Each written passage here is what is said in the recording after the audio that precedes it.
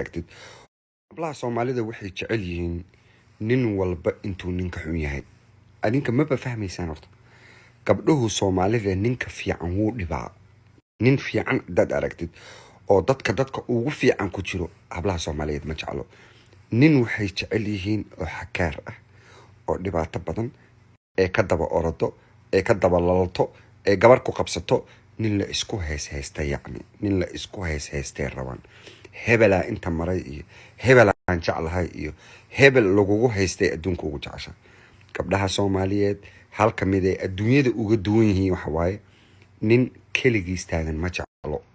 nin wanaagsan ma jeclo nin fiican ma jeclo nin dhameystiran ma jeclo nin shaqaysto dadka ugu sareeyana ma jeclo waxay jeceshahay nolosha ugu xun inay ku noolaato oo bini aadan uu ku noolaado ee adduunka ugu jecesha waxay jeceshahay maalin walba in lagu booqo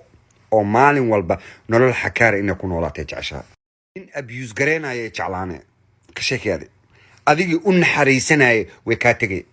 adigii bini aadanka ka sarreysiinaayo wallahi alcadiim way ka tagay waxay rabtaa nin abuse gareeyo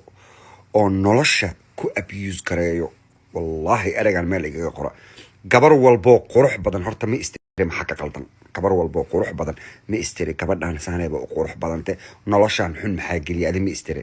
gabdhaha waxay jecel yihiin meelaha buuqa ka jira iyo sawaxanka gabdhaha ma jeclo guri nabada ma jeclo ogaada nolosha ugu fiican adaa gelisid weligeed iyo allaheed inta ay nooshahay marnaba ku mahad cilmayso weligeed ma ku mahad cilayso waa dhaqan dumarka ay leeyihiin sidaasaana ilaahay u abuuray waxna ma ka bedeli kartaan waxba ma ka bedeli karta nolosha ugu xun jeceshahay ninka ugu xunayna jecelyihiin nin wanaagsan oo saqiya oo dhaqanaya oo madaxa saaraya ma jeclo taas maskaxda ku haya